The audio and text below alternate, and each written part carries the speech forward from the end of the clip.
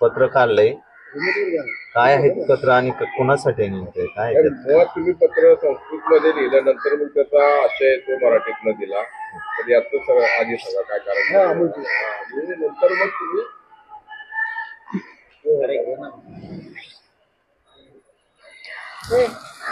अधिवेशन चालू असताना दिनांक 19 डिसेंबर 2022 रोजी विधान परिषदेमध्ये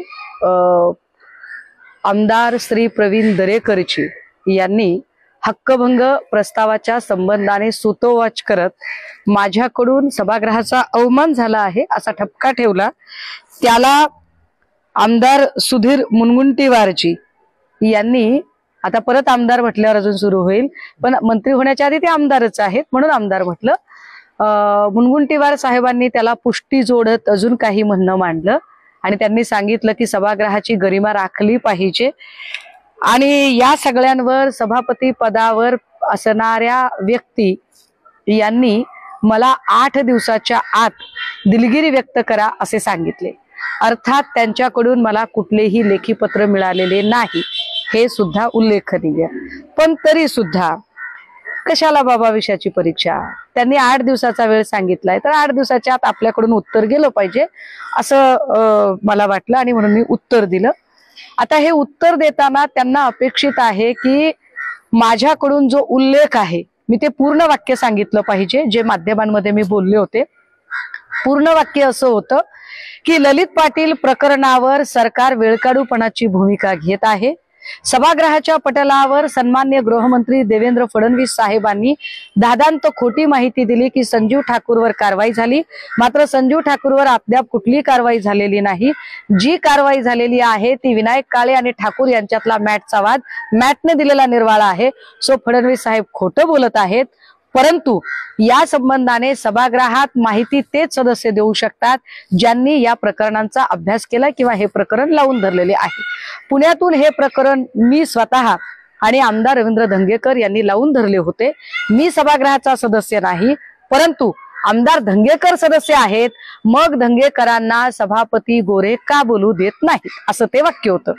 मग धंगेकरांना सभापती गोरे का बोलू देत नाहीत, चूक काय आहे याच्यामध्ये, तर धंगेकर हे विधानसभेचे सदस्य आहेत आणि मी विधान परिषदेच्या सभापतींचा नामोल्लेख केला। ही चूक आहे का, तर ही चूक आहे, मला चूक मान्य आहे, परंतु हा गुन्हा नव्हे, हा अपराध तर अजिबात नव्हे की ज्याच्यासाठी फार मोठी शिक्षा वगैरे व्हावी। ही अत्यंत अनाहूतपणे स्लिप ऑफ टंग आहे, अत्यंत नकळतपणे झालेली चूक आहे।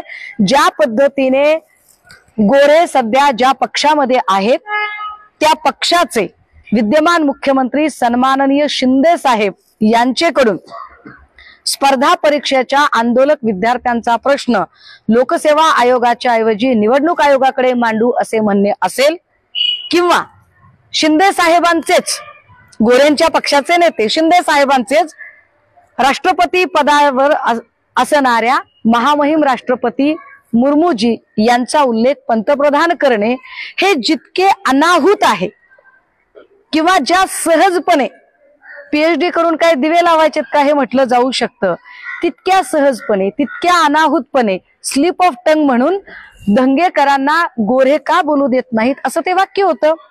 खरं तर याचा इतका बभरा होण्याची गरज नव्हती, पण त्यावरून राजकीय उट्ट काढत जी सगळ्यांनी एक मिलीभगत केली आणि मला कोंडीत पकडायचा प्रयत्न केला, त्याचा जेव्हा मी सारासार 3 दिवस विचार केला तेव्हा माझ्या असं लक्षात आलं की ज्या लोकांना माझ्यावर ईडी लावता येत नाही, सीबीआय लावता येत नाही, माझे क्रिमिनल रेकॉर्ड सापडत नाही, अगदी माझं कॅरेक्टर असेसिनेशन करण्यापर्यंतचे सुद्धा गलिच्छ आणि अत्यंत घाणेरडे प्रयत्न हे शिंदे गटाकडूनही केले गेले आणि भाजपच्या आयटी सेल कडूनही केले गेले, की ज्यामध्ये अक्षरशः डीप फेक व्हिडिओ बनवण्यापर्यंत यांची मजल गेली।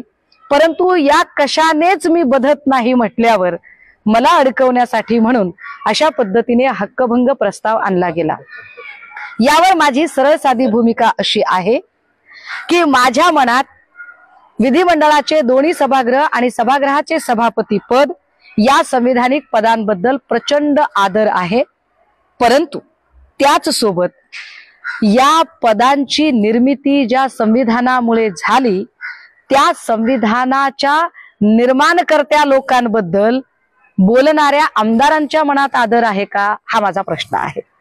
कारण आमदार प्रवीण दरेकर आणि आमदार मुनगंटीवार कदाचित ही गोष्ट विसरले की संविधानिक पदाचा आदर केला पाहिजे, पण संविधानिक पद निर्माण करणाऱ्या संविधानाने जे संविधान लिहिलेले आहे त्या घटनाकर्ते डॉक्टर बाबासाहेब आंबेडकर असतील किंवा या राज्याची या राष्ट्राची आधारशिला ठेवणारे छत्रपती शिवाजी महाराज, छत्रपती राजर्षी शाहू महाराज, क्रांतिबा ज्योतिबा फुले, महात्मा गांधी यांचा उपमर्द करत यांचा अवमान ज्या मनोहर कुलकर्णी उर्फ भिडेने केला त्याच्यावर कोणत्या हक्कभंगाच्या कारवाईची मागणी प्रवीण दरेकर किंवा मुनगंटीवार यांनी केली याचं उत्तर त्यांनी द्यावं. किंवा याच महापुरुषांचा अवमान जेव्हा तत्कालीन राज्यपाल भगतसिंग कोश्यारी करत होते त्यावेळेला सभागृहाच्या त्या खुर्चीवर बसलेल्या व्यक्ती गोरे यांनी किमान निंदाव्यंजक ठराव तरी मांडला जावा, साधी दिलगिरी, त्यांच्या भाषेत साधी दिलगिरी तरी फडणवीसांनी व्यक्त करावी असे, किंवा साधी दिलगिरी तरी पुन्हा म्हणतील फडणवीस खालच्या सभागृहातले. अहो दोन्ही सभागृहाच्या लोकांनी बोलायचं ना. तुमचंच नाव काय येतं गोरेजी? कारण 5-25 वर्ष तुम्ही आमच्या पक्षाची आमदारकी भोगली आहे, तुमचा आमचा ऋणानुबंध जुना आहे म्हणून आलं असेल तुमचं नाव, त्यात काय मोठी गोष्ट आहे. महापुरुषांचा अवमान होताना एकही यातला सदस्य बोलत नाही. हक्कभंग आणा, हक्कभंग आणा असं खालच्या सभागृहामध्ये बॅकग्राऊंडला आवाज ज्या नार्वेकरांचा येतो ते नार्वेकरही त्यावरती काहीच बोलत नाहीत. मग माझा प्रश्न असा आहे, आता प्रवीण दरेकर आणि सुधीर मुनगंटीवार आणि हक्कभंग आणा असं म्हणणाऱ्या खालच्या सभागृहातल्याही आणि वरच्या सभागृहातल्याही त्या तमाम आमदारांना काय फुले, शाहू, आंबेडकर, गांधी या सगळ्यांपेक्षाही वरचढ नीलम गोरे आहेत का? नीलम गोरेंचा अपमान हा महापुरुषांच्या अपमानापेक्षा मोठा अपमान आहे का? आणि जर मला शिक्षा करायची असेल तर बिनधास्त करा, मी शिक्षा भोगायला तयार आहे. पण मग अशीच शिक्षा तुम्ही मनोहर कुलकर्णी उर्फ भिडे किंवा तत्कालीन राज्यपाल भगतसिंग कोश्यारी या लोकांना करणार आहात का? किंवा ज्यांनी ज्यांनी महापुरुषांचा अपमान केला त्या चंद्रकांत पाटील असतील, प्रसाद लाड असतील किंवा राम कदम असतील, या सगळ्यांना करणार आहात का? त्याही पेक्षा पुढे जाऊन नीलम गोरे यांनी, कारण त्या सभापती आमच्या पक्षात झालेले आहेत, आमच्या पक्षावरच त्या 5 वेळा आमदार होत्या आणि आमच्याच पक्षातनं त्या सभापती झाल्या आहेत. आणि त्या सभापती असताना माजी मुख्यमंत्र्यांवरती वाटेल त्या पद्धतीचे आरोप नितेश राणे करत होते, तेव्हा असा एखादा प्रस्ताव मांडण्यासाठी नीलम गोरेंनी सुचवले का? पक्षपाती भूमिका का घेताय? आता शेवटचा प्रश्न. अनेकांना वाटतंय की मी संस्कृतमध्ये पत्र का लिहिले, तर त्याचं कारण असंच आहे की आम्ही हिंदुत्वासाठी गेलो असे तमाम गद्दार सांगतात.